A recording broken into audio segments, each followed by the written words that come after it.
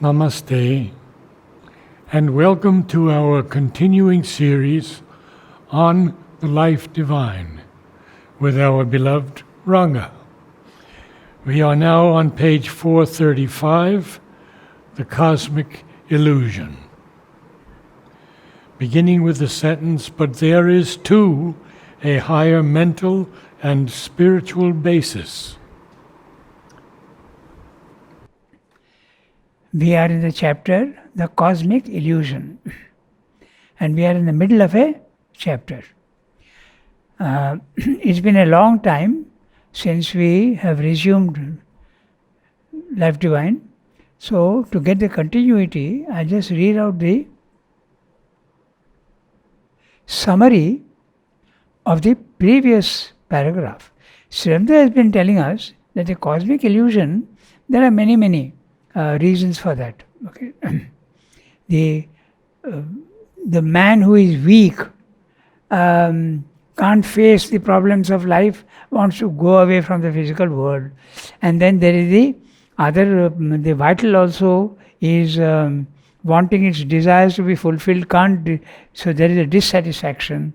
So these are many reasons, and finally he says also that the physical world is doesn't give you the satisfaction that you want. So I'll read out the summary of what he has said in the previous one, and then we'll go on to the para we have to read today.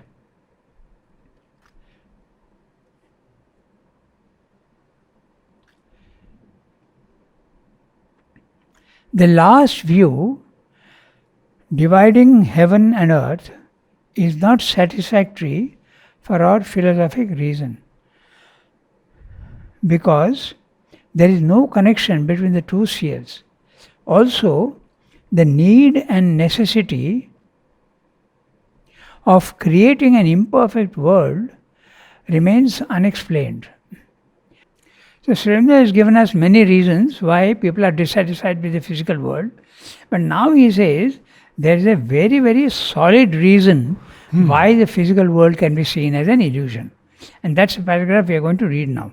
Okay, so there is too a higher mental and spiritual basis for the philosophy of world negation. And here we are on more solid ground. For it can be contended that the world is in its very nature an illusion, and no reasoning from the features and circumstances of an illusion could justify it or raise it into a reality. I'll read the whole para first, then we'll come back to it. There is only one reality, the transcendent, the supracosmic. No divine fulfillment, even if our life were to grow into the life of gods, could nullify or cancel the original unreality which is its fundamental character. For that fulfillment would be only the bright side of an illusion, or even if not absolutely an illusion, it would be a reality of an inferior order and must come to an end by the soul's recognition that the Brahman alone is true, that there is nothing but the transcendent and immutable absolute.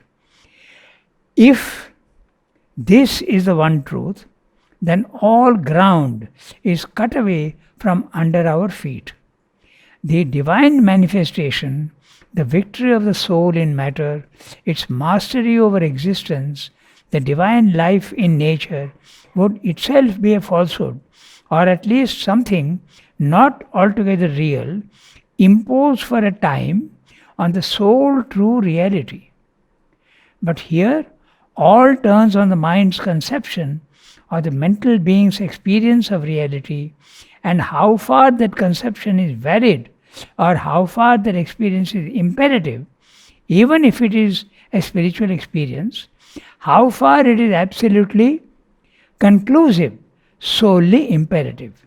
This is what we have to see. It's so beautiful how he begins it. It seems like it's absolutely true. Yeah. That it's an illusion. That's right. But then he ends Yeah. differently. Okay, so we'll now go through each sentence and see what he's saying. So there is to a higher mental and spiritual basis for the philosophy of world negation. He is referring to the nirvana experience. Right.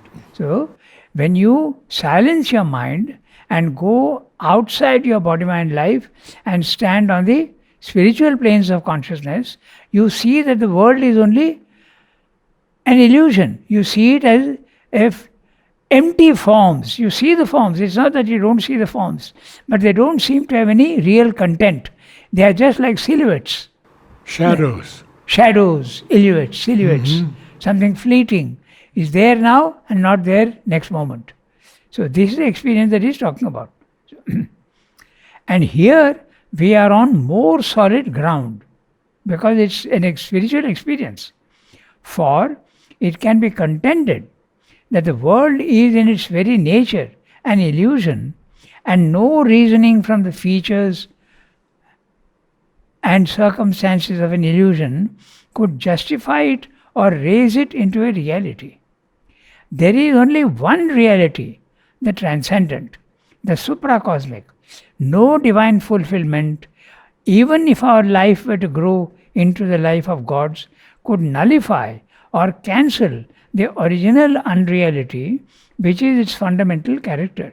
So he's saying, even if human beings can go and become gods, the world will remain exactly what it is. It will not change. Pure Buddhistic theory. Pardon? Buddhistic theory. Buddhistic theory is not even gods. There is nothing. Just Yeah, nirvana. not even gods. Buddhistic theory is you go into a nullity. You go into a shunyam. Okay, so he's saying, if to give some meaning to existence on earth, if a human being can become divine, but he's going outside the universe, nothing changes in the universe, it remains exactly what it is, an unreality. Okay? Now, which is its fundamental character. For that fulfillment would only be the bright side of an illusion. Okay? The bright side of an illusion. Everything is relative, and the individual may have a divine life by becoming a god, but the world remains exactly what it is. The whole chapter is a discussion of the illusion of the physical world. Or, even if not absolutely an illusion, it would be a reality of an inferior order. Okay? We see also that in the physical world, is there only one reality or are there grades? We can give many examples where there are graded realities. This table that I am now seeing is solid, but a shadow which I am seeing is not as solid as this. Also, it's a conditional thing. Secondly, when I see a rainbow, okay, it seems to be absolutely real. But if I go there to see what it is, there is nothing. The other example of graded realities is the blue of the sky. The sky seems to be blue. Is it real or is it unreal? You see that there is no blue. When you go there is no blue. You'll never find the blue. So there are graded realities. Okay? So that's what Srimad is saying, of an inferior order, and must come to an end by the soul's recognition that the Brahman alone is true, that there is nothing but the transcendent and immutable absolute. So, when do you get the recognition that Brahman alone is real? When your consciousness rises out of your body-mind life and gets the liberation from the lower nature. Then you can know that in comparison to the reality of that Brahman, this seems to be absolutely unreal. That's what Srimad is talking about.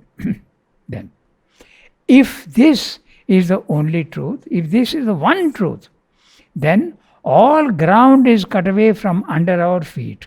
Okay. So what is this ground that he's talking about? Remember that Srimada's whole attention is on the divinization of matter in the physical world. He is not of the opinion that the physical world is permanently unreal or permanently imperfect. There is an evolution, and a divine life on earth is possible. This is his contention.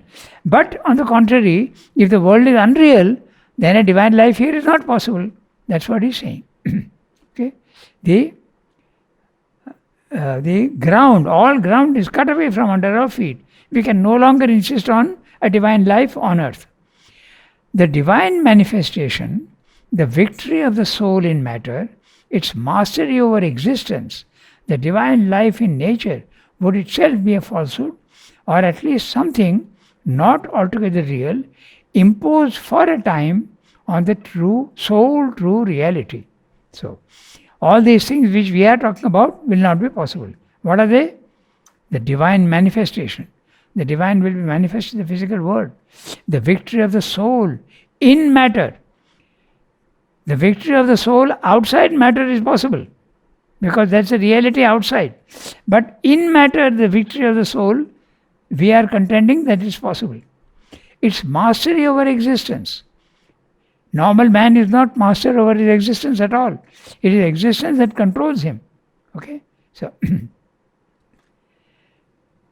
the divine life in nature, all these things would be itself a falsehood, or at least something not altogether real, imposed for a time on the sole true reality. But here, all turns on the mind's conception, or the mental being's experience of reality, and how far that conception is valid, or how far that experience is imperative, even if it's a spiritual experience, how far is it absolutely conclusive, solely imperative. This is what we have to see. In other words, the experience of nirvana, how far is it really valid? That's what he wants to know. It is true that when you have the experience of the self, you feel that that is the only reality.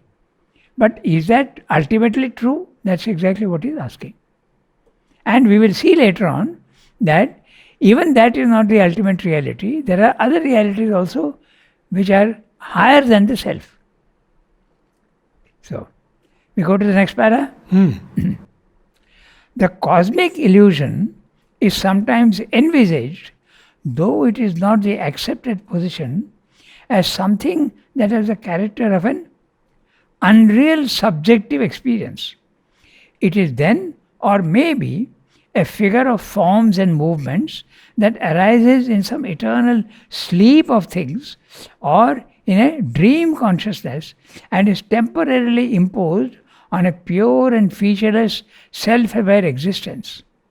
It is a dream that takes place in the infinite. In the philosophies of the Mayavadins, for there are several systems alike in their basis, but not altogether and at every point coincident with each other, the analogy of dream is given, but as an analogy only, not as the intrinsic character of the world illusion. It is difficult for the positive physical mind to admit the idea that ourselves, the world and life, the sole thing to which our consciousness bears positive witness, are inexistent, a cheat imposed on us by that consciousness. Certain analogies are brought forward. Okay, so certain analogies are brought forward for this reason. The analogies, especially of dream and hallucination, in order to show that it is possible for the experience of the consciousness to seem to it real and yet prove to be without any basis or without a sufficient basis in reality. As a dream is real to the dreamer so long as he sleeps, but waking shows it to be unreal, so our experience of world seems to us positive and real. But when we stand back from the illusion, we shall find that it had no reality. But it may be as well to give the dream analogy its full value and see whether our sense of world experience has in any way a similar basis. For the idea of the world as a dream, whether it be a dream of the subjective mind or a dream of the soul or a dream in the eternal, is often entertained and it powerfully enforces the illusionist tendency in human feeling and thinking.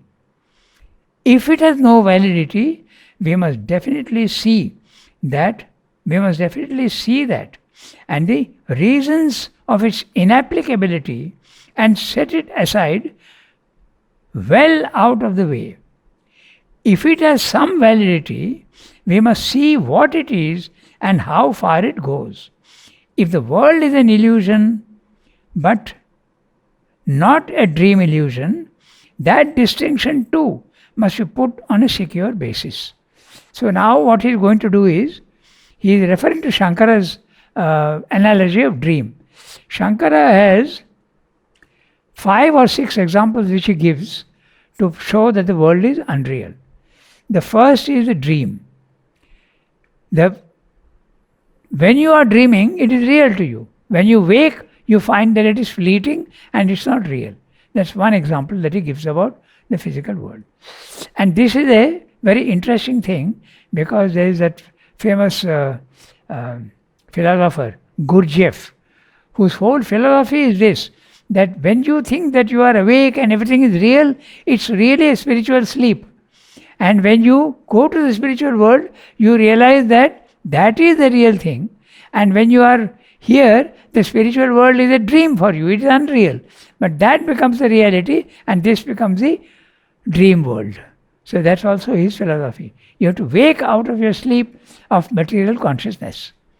That's his philosophy. So Sriramda wants to examine whether the dream image is applicable or not. And if it is not applicable, he will put it away. In fact, what Sriramda does is, he will show that the dream image is not applicable. He will show you that.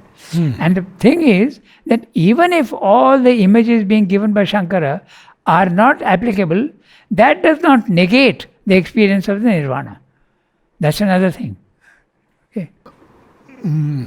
Annie had a dream about me going up and seeing a golden tree in the heavens, Yeah. and saying, I'll bring down a branch. Yes. Mother's answer was, it is not quite a dream, Yeah, that's but right. it was a dream experience. Yes. How do we explain that? No, so as you said, there are grades of reality. When you are here, those realities are not real to you. When you are there, these realities are not valid for you. There is a whole gradation. At every level where you are, the others are not applicable to you. Okay? But when you are, so which is that plane of consciousness which is absolutely valid for all time? That's a supermind. When you are in the supermind, all relativities disappear. But if below that, any level you are, they are all relative. And that the world in which you are is valid for you, but not the other worlds. That is the thing. So when Mother says that a dream is not... it's not quite a it's dream. not quite real, in this sense that it is not physically true, but it is true at that level. That's what she means. Okay, so Thank you. when we say real, we are automatically assuming that it has to be physical. That automatic assumption is there. So that has to be, we have to get rid of that idea. That's the whole point. So, now Sriramda will start, then I was just telling you that the other images in Shankara, Sriramda discusses several of them. The other one is the mirage in the forest, in the desert. Okay, you see water flowing, you see trees, but when you go there, you see that there is nothing. It was a phenomenon of heat. You can see that even in Pondicherry, on very hot days, you will see water flowing on the streets of the black asphalt. Absorbs the heat, and these heat waves you see as water movement. And sometimes it goes up also, and they look like trees. So it's only energy. So that is another one which he examines. Then the other examination is also the images that Shankara gives. The shell on the seashore. It looks like silver, but it's not silver, it's nacre. Okay? So that's another example. And the last one is there are several. One is the moon is one, but in troubled waters, it looks like many moons. So there's no multiplicity here at all from that point of view. The multiplicity is an illusion. There is actually a unity everywhere. So these are the images and he starts with examining the dream image. It's a very interesting discussion, and we'll see how it goes. Okay, the dream is the only one that he examines in full. Dream. I'm reading the next sentence. The next para. Sorry. Okay. Dream is felt to be unreal, first because it ceases and has no further validity when we pass from one status of consciousness to another, which is our normal status. But this is not by itself a sufficient reason, for it may well be that there are different states of consciousness, each with its own realities. If the consciousness of one state of things fades back and its contents are lost, or even when caught in memory, seem to be illusory as soon as we pass into another state, that would be perfectly normal. But it would not prove the reality of the state in which we now are, and the unreality of the other which we have left behind us. It's like going from one room to another room. When I am here, everything is real to me. If I go home, I can only imagine this. It's not as real as it is to me. But that doesn't mean to say it is unreal. It's like going from one place to another place. Now, if I think of New York, or rather you, because you are coming from States, it's not real to you now. It's only a faint memory. So that doesn't mean to say that is unreal. Okay, so I'll continue with the discussion. We have left behind us.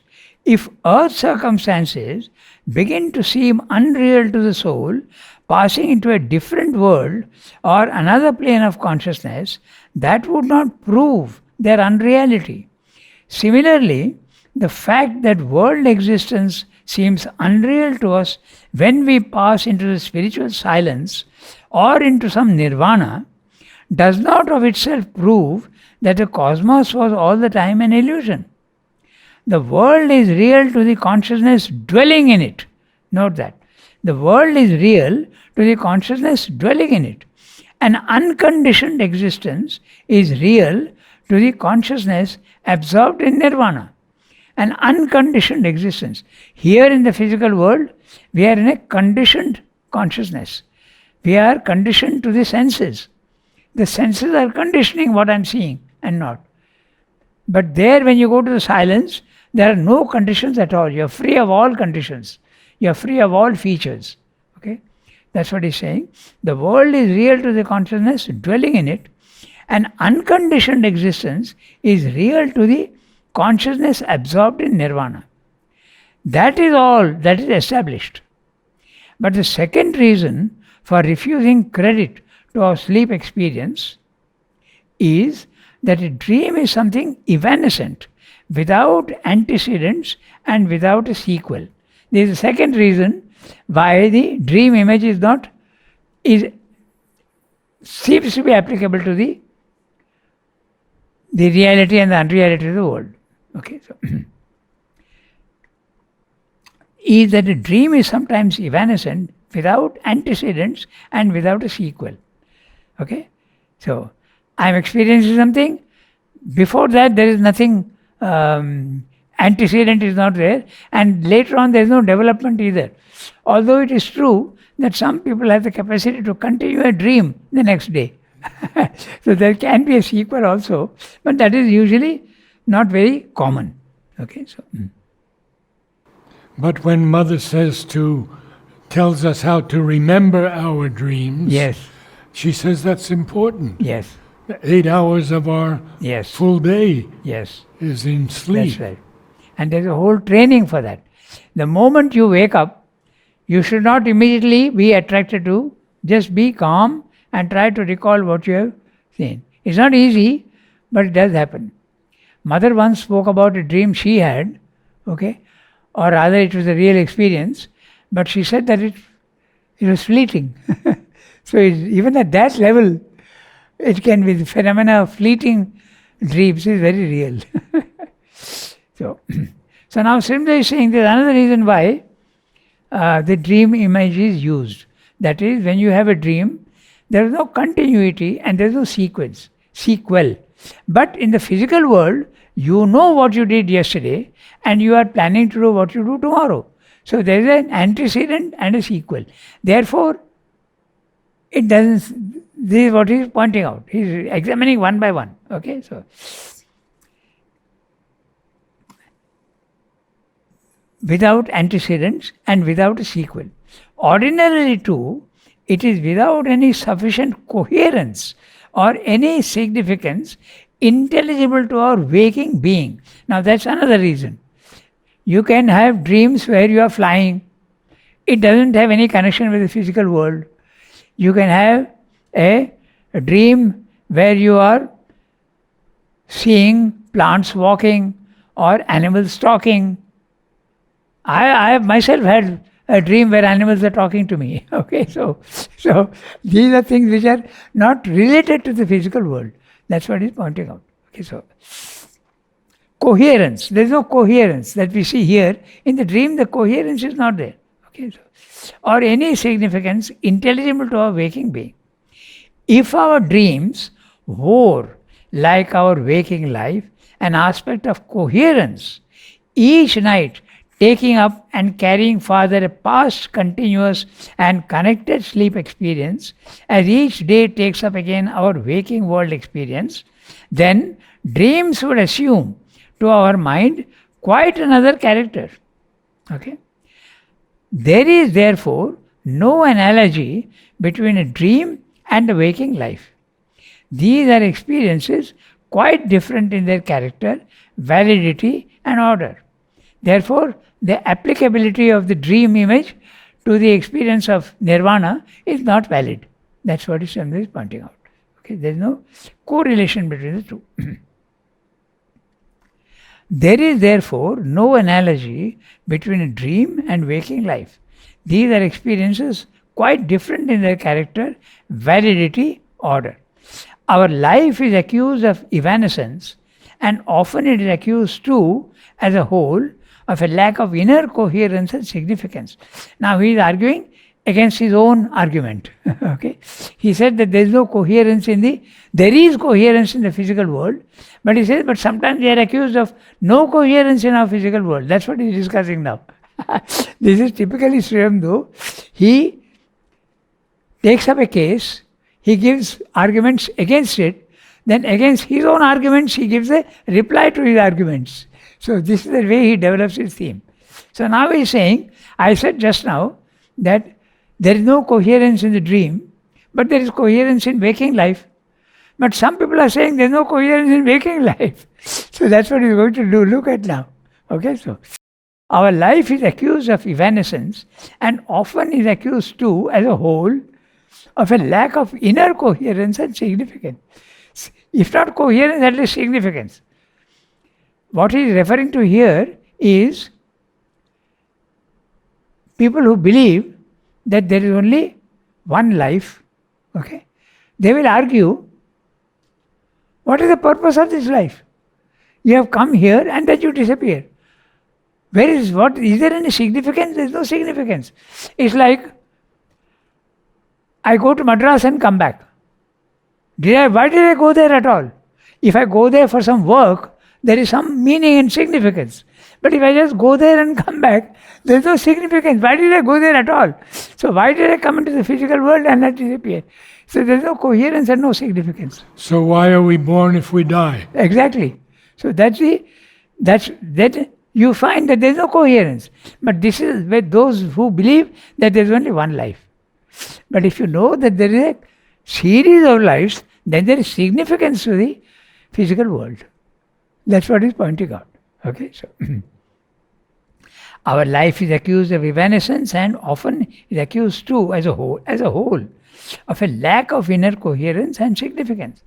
But its lack of complete significance may be due to our lack of limitation of understanding. Okay? Actually, he now is again answering the criticism. So he's saying that lack of coherence and significance is because we don't understand. Our understanding is limited. Okay? If we had understood that it's not only one life, but there are several lives, then there is significance to life. Okay? So, but its lack of complete significance may be due to our lack or limitation of understanding. Actually, when we go within and begin to see it from within, it assumes a complete connected significance. When you go into yourself, you see that you have had past lives and there is a continuity, and you will have past future lives also. Then there is significance. He is answering his own criticism. Okay, so actually when we go within and begin to see it from within, it assumes a complete connected significance. At the same time, whatever lack of inner coherence was felt before disappears, and we see that it was due to the incoherence of our own inner seeing and knowledge, and was not at all a character of life. There is no surface incoherence in life. It rather appears to our minds as a chain of firm sequences, and if that is a mental delusion, as is sometimes alleged, if the sequence is created by our minds and does not actually exist in life, that does not remove the difference of the two states of consciousness. Which are the two states of consciousness? The physical world and the nirvana world. Okay. For in dream, the coherence given by an observing inner consciousness is absent. And whatever sense of sequence there is seems to be due to a vague and false imitation of the connections of waking life, a subconscious mimesis. Okay. Mimesis is a similarity. But this imitative sequence is shadowy and imperfect, fails and breaks down always, and is often wholly absent.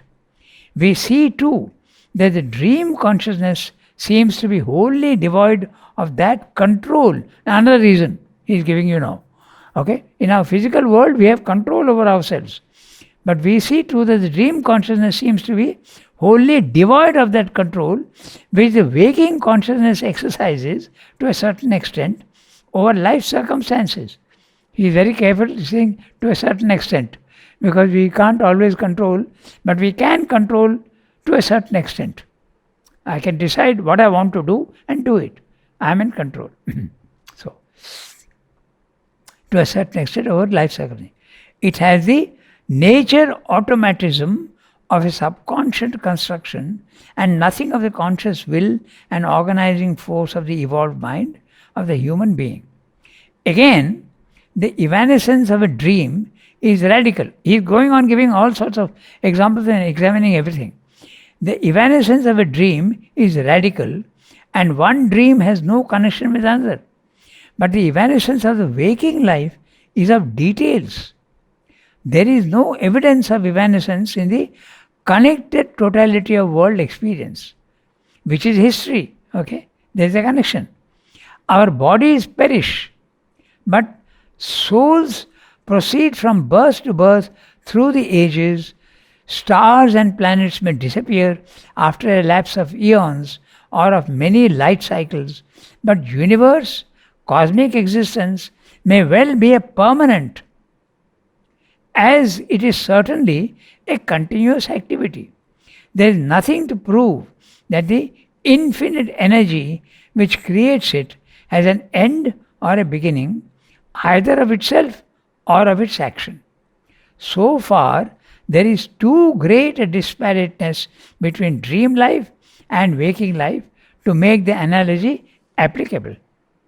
So now he says that I reject the analogy of the dream world. So, this is something that Shankara does not go into too many details, because he just says that it's like this, very roughly. But Srimad is saying it's not applicable. He will also see the other ones also are not applicable. Okay? So, but it may be questioned. Now, again, he is raising objections to his own arguments. Okay? So, but it may be questioned whether our dreams are indeed totally unreal and without significance, whether they are not a figure, an imaged record, or a symbolic transcript or representation of things that are real. For that, we have to examine, however summarily, the nature of sleep and of dream phenomena, their process of origination and their provenance. What happens in sleep is that our consciousness withdraws from the field of its waking experiences. It is supposed to be resting, suspended, or in abeyance. But that's a superficial view of the matter. What is in abeyance is the waking activities. What is at rest is the surface mind and the normal conscious action of the bodily part of us. But the inner consciousness is not suspended. It enters into new inner activities, only a part of which, a part happening or recorded in something of us that is near to the surface, we remember. Okay? I'll read that again. What is in abeyance is the waking activities. What is at rest is the surface mind and the normal conscious action of the bodily part of us. But the inner consciousness is not suspended.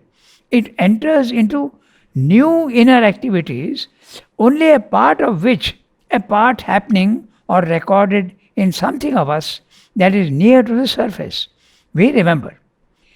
There is maintained in sleep, thus near the surface, an obscure subconscious element, which is a receptacle or passage for our dream experiences, and itself also a dream builder. But behind it is the depth and mass of the subliminal, the totality of our concealed inner being and consciousness, which is of quite another order. Normally, it is a subconscious part in us, intermediate between consciousness and pure inconscience, that sends up through this surface layer its formations in the shape of dreams, constructions marked by an apparent inconsequence and incoherence. Many of these are fugitive structures built upon circumstances of our present life, selected apparently at random and surrounded by a fantasy of variation. Others call back the past, or rather selected circumstances and persons of the past, as a starting point for similar fleeting edifices. There are other dreams of the subconscious, which seem to be pure fantasy without any such initiation or basis. But the new method of psychoanalysis, trying to look for the first time into our dreams with some kind of scientific understanding, has established in them a system of meanings, a key to things in us which need to be known and handled by the waking consciousness. This of itself changes the whole character and value of our dream experience. It begins to look as if there was something real behind it, and if too that something were an element of no mean practical importance. So Srimad is now going to examine dream phenomena, and he tells you, we'll look at it carefully next time, dreams can come from the subconscious, which is a reflection of the physical activities of the day, or they can come from the intraconscious, which he calls the subliminal. So we'll go into this next time carefully, and when you go into the intraconscious, they have tremendous significance. Very, very significant things you can see. So it's only the subconscious is incoherent and it does not have any real significance from the subconscious. But when it comes from the intraconscient, then it's got tremendous meaning and value. Namaste all.